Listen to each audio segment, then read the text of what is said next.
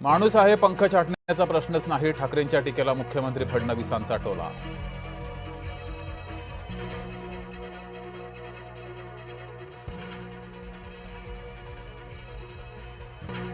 राज्य कायद्याचा असेल तर फुटीर खासदार बाद झाले पाहिजेत। परभणीच्या सभेत उद्धव ठाकरेंचा संताप।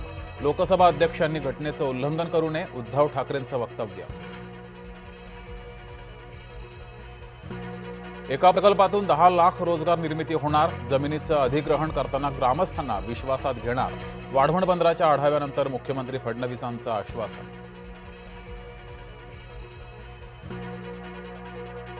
परभणीमध्ये परवानगी नसतानाही रात्रीत उभारला शिवरायांचा पुतळा। शिवसेनेचे नवनिर्वाचित आमदार सईद खान यांनी बसवला पुतळा।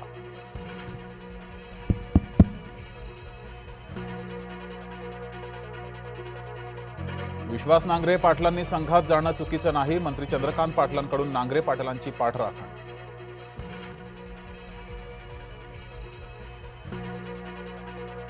टीईटी पेपर फुटी प्रकरणी 3 आरोपींना 6 जुलैपर्यंत पोलीस कोठडी। आरोपी बिहार आणि हरियाणाचे रहिवासी।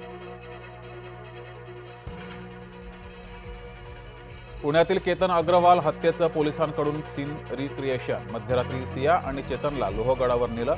सियाच्या आई वडिलांसह भावाचीही पोलिसांकडून चौकशी। मुसळधार पावसामुळे अकोल्यामध्ये नाल्यांना पूर। देऊळगाव येथे पुराच्या पाण्यात कार वाहून गेली। सुदैवानं कोणतीही जीवितहानी नाही।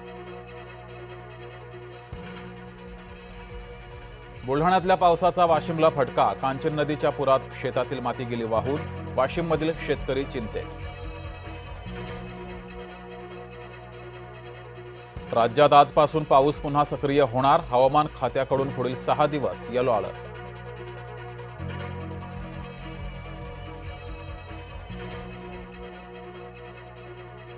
मयंक लोहार हत्या प्रकरणी एकूण 12 जणांचे जबाब नोंदवले।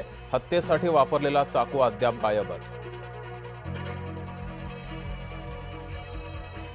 समृद्धी महामार्गावर भीषण अपघात। भरधाव कार आणि ट्रकच्या धडकेत एकाच कुटुंबातील 5 जणांचा मृत्यू। सेशल्समध्ये मोदींना गार्ड ऑफ ऑनर। राष्ट्राध्यक्ष हर्मिनी यांच्या सोबत द्विपक्षीय बैठक। पश्चिम आशियात पुन्हा युद्ध भडकलं। होर्मुझ सामुद्रधुनी परिसरात अमेरिकेचे हवाई हल्ले। अमेरिकेच्या हवाई आक्रमणानंतर इराणचा पलटवार।